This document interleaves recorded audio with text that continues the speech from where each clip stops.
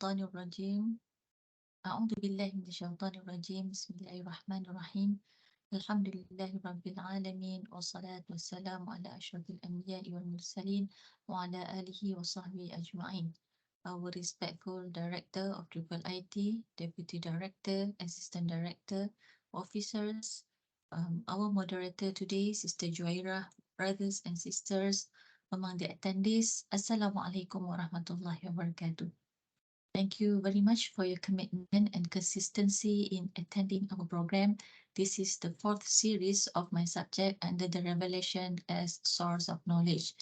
As for today's discussion, it will be quite lengthy and it is a very detailed and in-depth discussion about divine revelation. And I would like to attract your attention, inshallah, that we will be going a little bit fast as like the first presentation, if you still remember. However, if you need any questions or any details explanation, you may address the question by sending it to my email, rauda@iium.edu.my. I believe you can see it. I have been displaying it on the screen, rawda@iium.edu.my, and I will try to answer the questions. And if you would like to address it on the YouTube, would be better. Through the chat box, I can check it, inshallah, and try to respond on it in our next class. And for the previous class, I have received 3 questions and I'll try my best, inshallah. If we still have sufficient time to respond to the questions, I will try to respond to it, inshallah. If not, then we will have to prioritize our syllabus, which need to be completed within the due time given. Okay, Bismillahirrahmanirrahim. Our topic today is on divine revelation according to Western philosophers. And we will be focusing on the faculty of intelligence and classification of knowledge and the duty of its acquisition. And this part is taken from chapter 4 from the book of Divine Revelation as Source of Knowledge, uttered by Dr. Muhammad Shahjani and myself, which is actually the result of the idea that we understand from Tan Sri Professor Kamal Hassan radiallahu anhu, al-marhum. May Allah be pleased with him.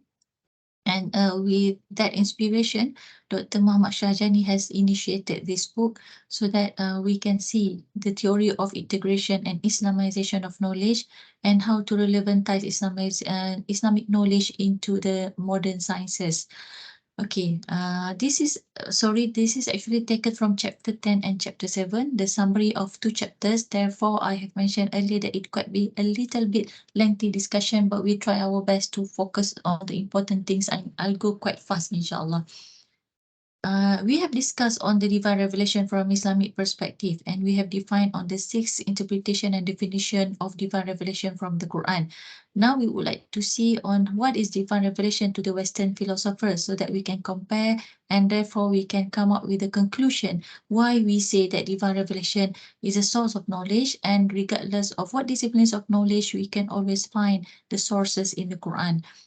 Brothers and sisters, to the Western philosophers and scientists, divine revelation is a product of human imaginations and fantasies, resulted of people's sheer ignorance and horrific experience in dealing with the mysterious of natural phenomena. Since answers to these mysteries have been significantly unfolded by sciences, men, according to the Western philosophers and scientists, are no longer in need of the so-called revealed text or divine revelation as a reliable source to attain the knowledge about the truth, haqq, and reality, haqiqah. As modern men become more scientifically literate and well-informed about the necessity of life and the world in which they live, their attachment to religion or divine revelation as guide for actions and source of ideals and purpose in life becomes gradually insignificant and irrelevant. So according to them, human being by itself can attain to a conclusion as a result of their own process of thinking, their own process of educations, and therefore there is no other need of receiving any divine revelation from Rabbani sources, because human beings by themselves can reach to similar level through scientific activities. Okay, why is that conclusion produced by the Western philosophers? What is discussed above was resulted of centuries of the state of hostility between religion and science in the West, especially during the pre-Enlightenment period, which had been witnessing a number of incidences in which European scientists and philosophers were forced to lead an underground intellectual life and had to secure their scientific activities hidden from the public in order to avoid execution and hostile responses from the religious and authorities, namely the churches. So you can see even during that time, people who involved in scientific experiments in their laboratories, for example, could be imprisoned because of their activities being considered as against the religion. Nevertheless, this state of affairs began to change its course by the end of 16th century and early 17th century, soon after Western scientists and philosophers were gaining control over intellectual circles and employing their scientific discoveries and philosophical expositions of reality, not only to undermine the absolute authority of religion, namely Christianity and its relevant institutions in society, but also to pose critical question marks against the validity of some theological doctrines and teachings of divine revelation, namely the Bible. It is claimed to be the eternal truth by religion. So somehow to say that there is contradiction between the scientific discoveries of their experiments as well as the so-called divine revelation in their Bible. Okay. What is the impact of the Muslims' world?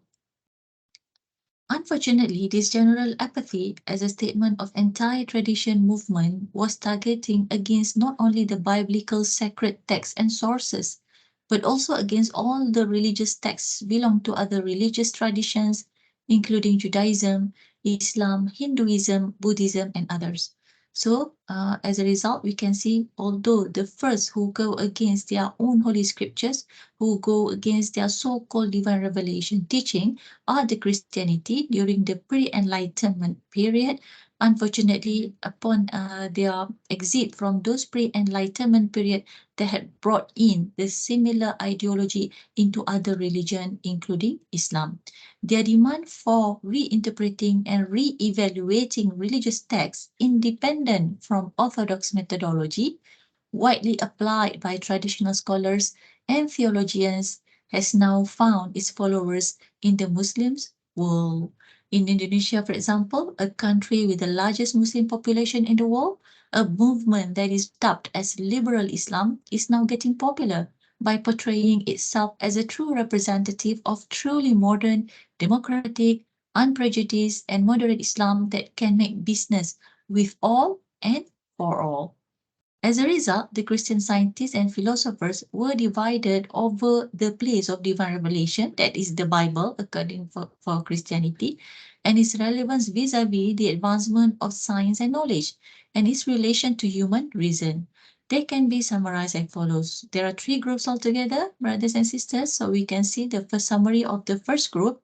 It is consisted of scientists and philosophers who were not really influenced by the deification and exaltation of reason over everything else, a movement that had been initiated by the advocates of the Enlightenment. These scholars, despite their liberal scientific trainings, remain loyal and committed to safeguard the pristine teachings of their religion, that is Islam, that is Christianity. To them, divine revelation embodied in the Bible is superior over human reason. Some of them were extreme and considered it sacrilegious for scholars to apply rational and scientific methods in their attempt at reinterpreting the teachings of the Bible, especially some points which sounds to be illogical. They were trying to do it. They also condemned any attempt to reinterpret those teaching in line with new scientific discoveries and logical explanation, and its influence remained noticeable among many Christian fundamentalists today. While the second group, it is consisted of scientists and philosophers who believe that there should be no contradiction between revelation and reason, for both of them are but the divine gifts of God. A part of revelation, human intuition is also capable to ascertain truth and reality. Philosophers and scientists of this group were inclined to adopt rational thinking in interpreting the teachings of the Bible that seemed to be contradictory to the reason. Therefore, both revelation and reason remain authoritative and valid provided they stay in their own specific realms, and such a dichotomy is necessary so that none would encroach upon the boundary set for them. The third group, it is represented by free-thinking scientists and philosophers who looked at divine revelation of having no scientific value but a sheer nonsense fable useful only to the religious obscurantists for their own special interests. Their antagonism against revelations is reflected in their call for the secularization of intellectual and scientific activities, thus making them free from religious dogmas grounded on revelations. To them, only human reason alone and the application of scientific methods are legitimate sources of knowledge and the best tools to ascertain the truth about reality. So we want to say that they are more liberal, they are getting rid themselves from the so-called divine revelations, and they are more relying on their own philosophy, on rationals and akal, and trying to disregard the authenticity of revelation as source of knowledge. Now, we would like to compare and understand this, how we look into divine revelation from Islamic perspective, and how do we Muslims measure the intelligence in Islam. The faculty of intelligence in Islam are divided into three. In Islam, we do not disregard either one, divine revelation or human's rational. We are not putting both aspects in a dichotomy situation as the way how the Western philosophers did. As you can see from the three groups that have been explained earlier, in Islam, we have three three faculty of intelligence. The first one, what we call it as traditional method of Sima'i, that is by listening from the sources, from the teachers, learning from a reliable scholars. Secondly, empirical method of experimentation, which means that upon hearing and listening to the lectures or information that we receive from the scholars and reliable sources of notable known ulama, for example, we will put those information into experimentation. So that could be laboratory experimentation, that could be an observation. As long as it is a scientific methodology of research, then we can consider it as empirical method of experimentation. And upon doing this, upon putting this into practice, of course, we will include the rational method of exercising ijtihad as part of the output of such experimentation, in which no certain ijtihad can be produced unless it has went through these three processes. Traditional method of Sima'i, number one. Secondly, is by putting it into experimentation empirically. And thirdly, with the rational method so that we can finally come up with a new ijtihad. Let's take a look at the definition of each and every faculty of intelligence. Number one, when we mention the traditional method of Sama'i. What is the definition? It is knowledge and facts sanctioned or derived from sacred sources transmitted for ages through hearing or narrative tradition.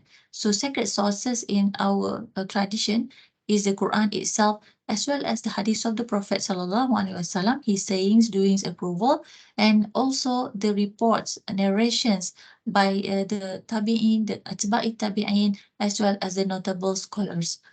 The credibility can be verified by reflecting upon the reliability and the authenticity of its sources, which means that if the sources is taken from a fabricated narration or reports, for example, we cannot accept it and we don't consider it as reliable, as well as if the sources is taken from the untrustworthy so-called scholars or from a deviant sections in Islam, which has been agreed by the consensus of the ulama as a group or a teaching which is not reliable at all, then we don't consider that as having a credibility to be taken as a source of knowledge or to be considered to be discussed in our scientific exploration or experimentation.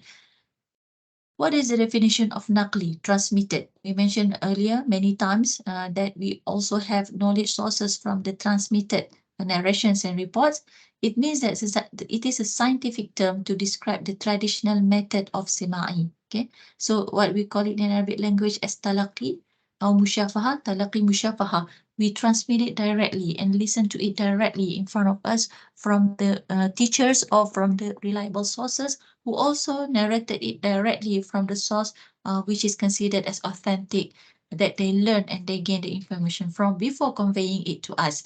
So all the religious knowledge or the Sharia sciences the Muslims have accomplished through this method are called as al-ulum al-naqliya or the transmitted sciences.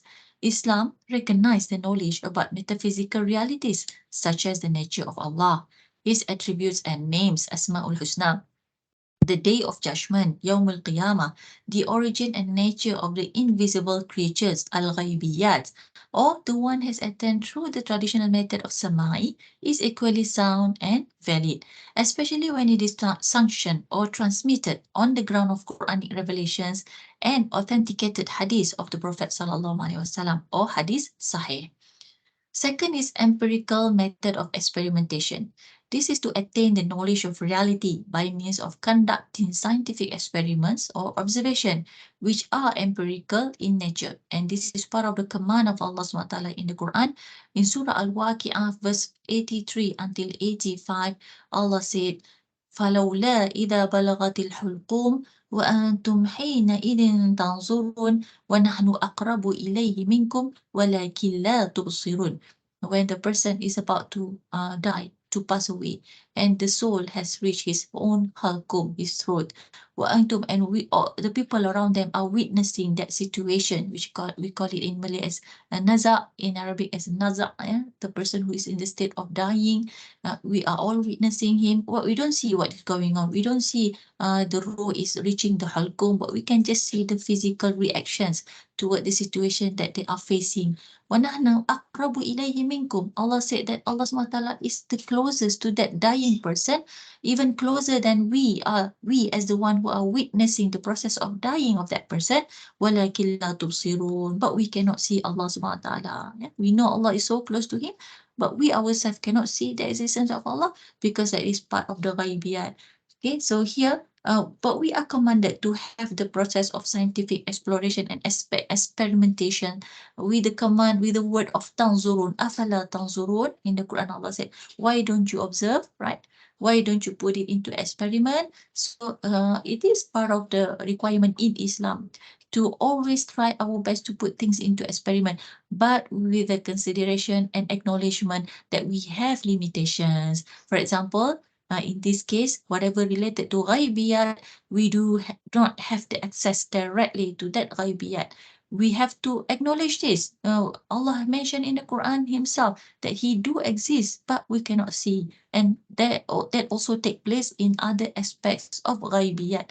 Some ghaibiyat remain forever ghaib to us, unseen to us, inaccessible to our five senses. But some ghaibiyat could have some tools and mechanism to reach it. For example, when we use stethoscope to listen to what is going on inside the body, inside the stomach of the human being, we can use ultrasound to at least see the overall view of what is going on inside our body, which is at the beginning is unseen, ghaibiyat to our bare eyes, but then it could be accessed through certain tools, which we call it as ultrasound. Same goes to a microscope. We can put small things under the microscope which couldn't be seen, which is not accessible with our five senses, but it is still accessible with additional equipments such as the microscope. We can see the virus, we can see the bacteria, we can see the cells. So our human being do have rationale, and we are asked to function, to utilize our rationale to do empirical method of experimentation with the belief, with the faith, with the recognition and acknowledgement that our rationale do have limitations, and with this limitation, we will only be able to get access to it through the divine revelation. What Allah has mentioned in the Quran, what has been described there as part of ghaibiyat, then we will acknowledge that it do exist, but it is inaccessible to our senses. So this is some extra point for the Muslims, for the believers, to be exposed to such inaccessible creatures, inaccessible existence, which really exists in this world, but and we only know the description of those existence, their characteristic, their functions through the divine revelations explained in the Quran as well as in the hadith of the Prophet sallallahu alaihi wasallam. By putting that into consideration, then we would realize and humbly acknowledge that our rationale is actually limited. And that is the third, when we reach to the third the third Allahumma salli ala Sayyidina Muhammad, faculty of intelligence in Islam, which is the rational method of exercising ijtihad. How do we practice and exercise ijtihad? That is by means of logical reasoning through the ability of rational faculties, or al-af'idah. Allah mentioned in the Quran about our afidah, right? The plural of fu'ad.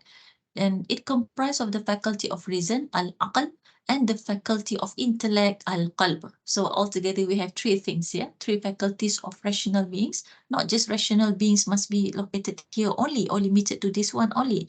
Not just al-aql that is very popular, but it also include the faculties of al-afidah. And the al-afidah is the rational faculties. Okay, and then also the qalb, that is the intellect faculties. And there are many definitions of the scholars on the meaning of afidah, on the meaning of aqal, on the meaning of qalb.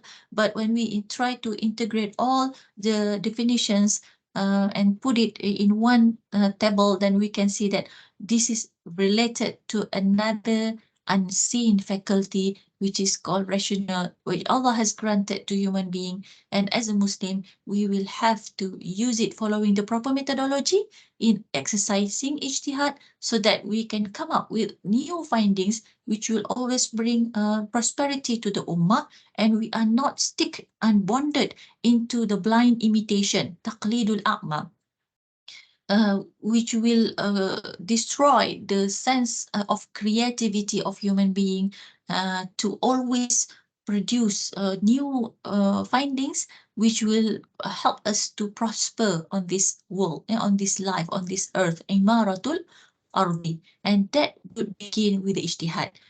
So perform ijtihad, or the exercises of independent reasoning, so long as it is founded on sound methods and using legitimate sources. If it is not using the legitimate sources, which we mean here, referring to the Quran, the Hadith, and the interpretation of the scholars, then the result of the finding of that particular ijtihad might be questionable, might be not the empirical, not the solid findings based on the divinely guided result. So it is very important for us to practice our ijtihad, our reasoning, but it must be following the proper method as well as referring to the legitimate sources recognized in Islam. So the Quran has strongly encouraged Muslims to exercise their reasoning as opposed to blind following or taqlidul a'ma. As I mentioned earlier, blind imitation. We are not supposed to just follow the things what been told to us to do so without understanding why we are doing it, why we are performing it. So it is very crucial. Nowadays, we should always find the answer of the question of why instead of how, because the question of how and the explanations is widely spread around us. We can see people are performing things and ibadah because they understand how to perform it. But then at the same time, there is a huge question mark in our mind, especially among the youth, of why they have to do it, right? Why they have to perform the salah 5 times a day with no vacation, no break, and why they have to cover the aura, right? Now, why do they have to perform the hajj? Why do they have to obey the teaching of the Quran and Sunnah? These are the things that need to be addressed in our modern time. And in order to obtain a very satisfying answer, the usage of rational method is very, very crucial. And part of the answer that we can found in a very satisfying way is what I have discovered from the way how Badi Zaman Said Nursi convey the content of the Quran using a modern pharmacy. So he's trying to provide a new ingredients to produce a new types of medicines that can cure the diseases of the new ummah through the interpretation of the Quran by integrating various methodology of disciplines of knowledge, which exceed 80 disciplines of knowledge that he mastered in his interpretation of Ishari and Ma'nawi Rasail an-Nur. Okay, now we go to the classification of knowledge and the duty of its acquisition. Muslim scholars have classified knowledge and sciences into two main categories in view of the nature and mode of its arrival, and the order of its necessity or ahamiyah and obligation wujub for Muslims to study are divided into al-ulum al-naqliyah or al-shar'iyyah and al-ulum al-aqliyah. So the ulum al-naqliyah or al-shar'iyyah originated and developed from the Quran and Sunnah, mainly related to the study of Islam as a religion and complete way of life for humanity. While al-ulum al-aqliyah, which refers from the word aql, is the rational or intellectual sciences. It is called the intellectual or rational sciences because of two reasons. For the first reason is because the knowledge established by these disciplines of science could be arrived at by human reason and intelligence. And secondly, because it is not transmitted.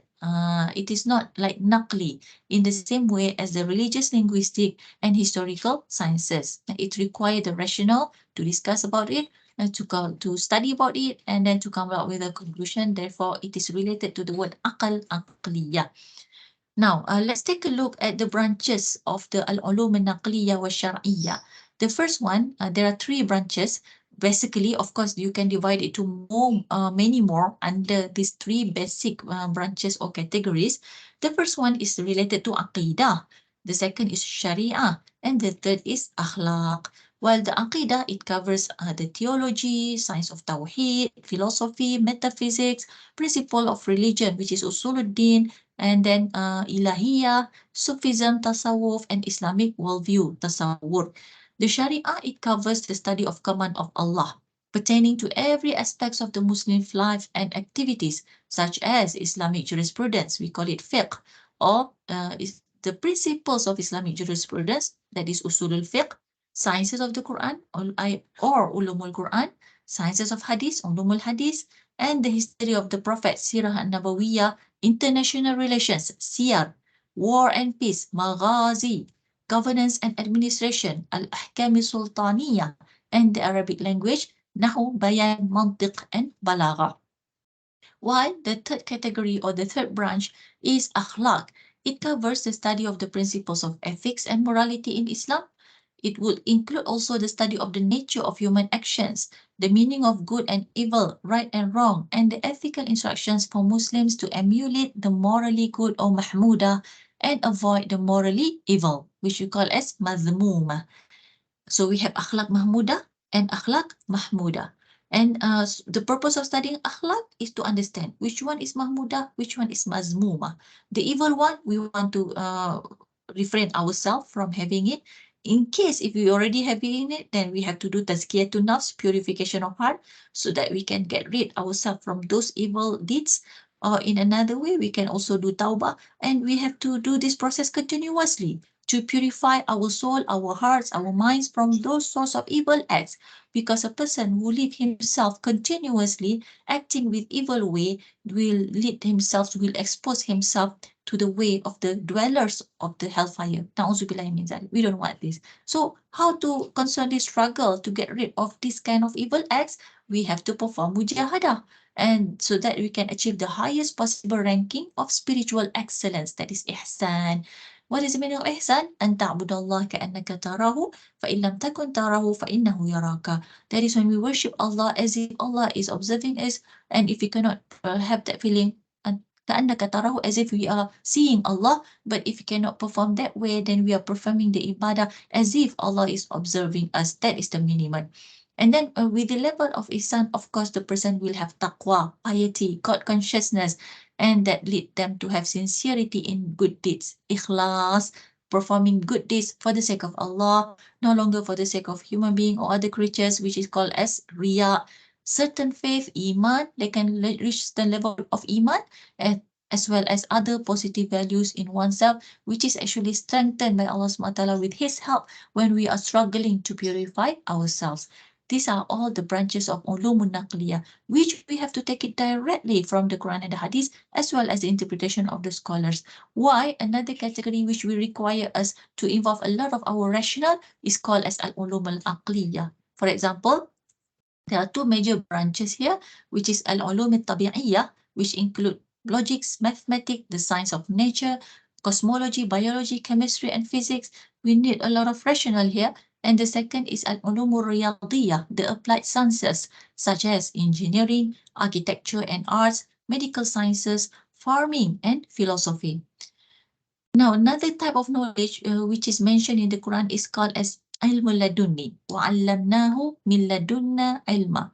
But this is a very specific knowledge being granted by Allah SWT to His devoted servants for certain tasks that He has to fulfill. You can find this in Surah Al-Kahfi, verse 65. Allah may bestow the favor of specific spiritual knowledge, that is ilmul laduni, and wisdom hikmah upon the elect among His servants. And this referred to the Quran as the friends of Allah, awliyaullah, in proportion to their degree of sincerity, ikhlas, and goodness, ihsan. In the Quran, the Prophet Musa is mentioned to have met with one of Allah's servants who had been bestowed with the knowledge of directly from Allah's presence. And the servant of Allah that Musa had met is known as Khidir. This name is taken from Israeliyat because there is no sources from our divine revelation or hadith which mention or which name him as Khidir. But for the sake of easiness, so that we can address this characteristic to that specific person, then we agree to name it as Khidir. Allah has bestowed Khidir with specific spiritual knowledge and wisdom, including the ability to interpret the inner meaning and mystery of events, which might not be accessible or understood by other human beings, even the prophets and messengers, if they are not given the assignment the way this person received from Allah subhanahu wa ta'ala. That's why it is called as milladunna ilma, means that uh, which is from his side, milladunna, from the knowledge of Allah subhanahu wa ta'ala, He enlightened it directly to that person. And of course, this knowledge is not to be learned, not to be studied, not to be spread, but it is given to selected servant due to certain tasks, and that particular servant would not, I'm sorry to say servant, what I meant here is slave, and that particular servant should not spread it or teach it, because it is something which is beyond teaching, it is beyond syllabus, it is from the side of Allah, milladunna, from the side of Allah SWT, direct to that particular person. So if we heard somebody claiming that they can teach ilmu laduni, then there is no single source from our divine revelation which says so. Man can receive this knowledge as a result of his true faith, his iman to Allah, and only Allah knows the level of our iman. We ourselves sometimes cannot measure our own iman. How about our other people's iman? So it is only in the sight of Allah subhanahu wa ta'ala. And it is also the result of sincere act of worship and devotion, a very ikhlas ibadah to Allah. Not performing certain ibadah because they want to reach certain thing. For example, some people were mentioned to say that when you do this 1,000 of times, then you will get this kind of knowledge. Or when you do this 100 of times, then you will reach this goal. I mean, no human being can actually identify exactly that you will definitely reach certain level that you require when you do certain things, so and so and so. But we can offer it as an effort. We can put it as a struggle, as a strive, so that we can reach certain goals that we wish we could reach it. Of course, it is just a human effort. It is just some guidance we can do, but we can never confirm and affirm that you must get this if you do this, because that is within the qada and qadar of Allah SWT. So when we perform our ibadah, when we perform our righteous deeds, amal salihah, it must be sincerely for Allah, and we are trying to be constant performance.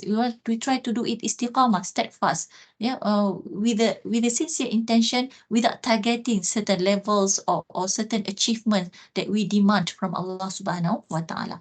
It is also the upright moral integrity that reaches the level of ihsan. And so these particular servants can receive this special knowledge from Allah's presence by direct insight, that is zawq of the true nature of reality, or by unveiling or kashf it to his spiritual vision. But once again, a person who is granted with this kind um, of knowledge from Allah SWT would never be arrogant, would never make it public so that people will recognize them, so people will appreciate them, because that somehow affect the sincerity of the heart. If they are doing it sincerely for Allah, Allah gives that knowledge to him, then he knows that it is an amanah. It is not a form of appreciation or award to him, that he should make it known to the whole world, and demanding respects from the whole world, for example, in case it happened, but we have to bear in our mind when it is done sincerely for Allah, then there must be also an amana, not to not to abuse it, yeah, by using it as a means of demanding people's respect, etc. So try to be careful on this matter. Then the obligatory knowledge for Muslims to attain. So this will be the last part. Time is almost up as well. Muslims are obliged to study and master the transmitted knowledge primarily before they decided to specialize in any disciplines of the rational knowledge. So the transmitted knowledge is obligatory to all Muslims. This is what we call it as fardul ain. It is a religious duty that is imposed upon every Muslim man and woman to define the personal relationship with the Creator of Allah as His servants, as Abdullah. Secondly, is rational knowledge, al-ulum al-aqliyah. It is obligatory to some Muslims only, which is fardu kifayah, to realize their responsibility as vicegerents of God or Khalifatullah on earth. The importance of mastering transmitted knowledge before rational knowledge. Okay, why is it fardu ain? Why is it compulsory for everyone? Why is rational knowledge is fardu kifayah? Because firstly, Muslims are warned about the danger of having mastered any disciplines of the rational knowledge alone without having deeply grounded on the transmitted sciences. This would import confusion into the Muslims' minds and the disintegrations of one's personality. So, mastering the transmitted knowledge would serve as a guiding principle in determining the aim and objectives of the scientific learning and research activities involving Muslim scientists and students. During the golden era of Islamic civilization, the study of natural sciences had never been separated from the study of religion and ethics. And students were not allowed to master any disciplines of rational sciences provided they were first of all well versed in the Sharia sciences, especially those sciences which enable the students to enhance their understanding of the fundamentals of religion and ethics from the revealed sources of texts, nusus, namely the Quran and the Sunnah.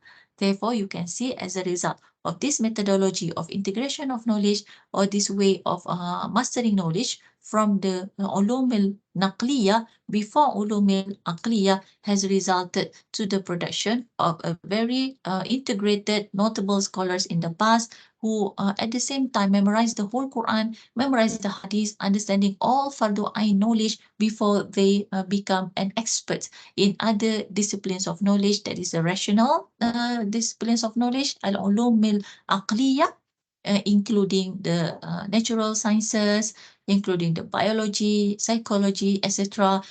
And all these are very well integrated because they themselves has Islam within their heart. They have Quran, they have Hadith, and they expand that knowledge into other scientific explorations. Okay, so that's all from me. And I think we can have 3 minutes to respond to some of the questions being addressed during our session last time. The first one is about why is the Quran mentioning on the revelation being revealed, Holy Scripture that was read during the time of Musa alayhi salam and not mentioning about Bible that was revealed to Isa alayhi salam. The answer is the incident that took place that time during the Prophet sallallahu alaihi wasallam recitation of the Quran was heard by a group of jinn who happened to be living in the time of Musa alayhi salam.